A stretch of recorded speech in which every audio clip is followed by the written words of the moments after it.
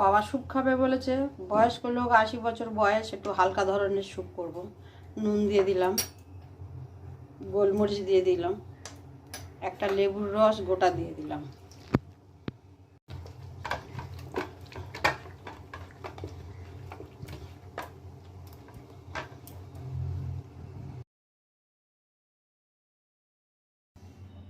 আমরা একটু বাটার দিয়ে দিলাম, একটু সামান্য সাদা তেল দিয়ে দেবো,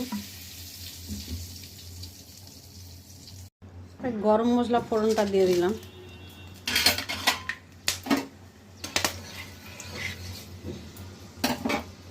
তার উপরে মাংসগুলো আমরা একটু ভেজে নেব।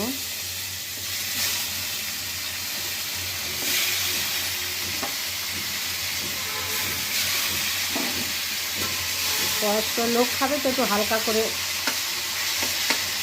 স্যুপ বানাবো। উপরে আমরা পেঁয়াজ কুচিটা দিয়ে দেবো, রসুন কুচি, আদা কুচিটা দিয়ে দিলাম।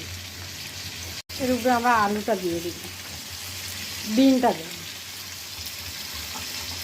একটু গাজর,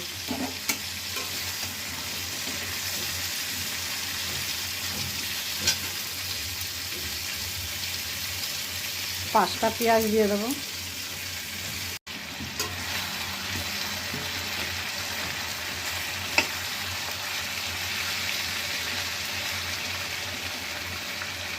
একটু নুন দিয়ে দেবো,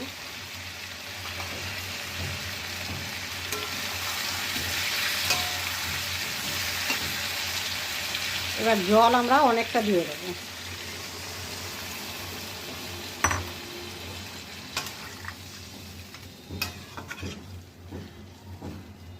তা 80 বছরের লোক, বয়স্ক লোক, পাতলা স্যুপ খেতে চেয়েছে, পাতলা স্যুপ।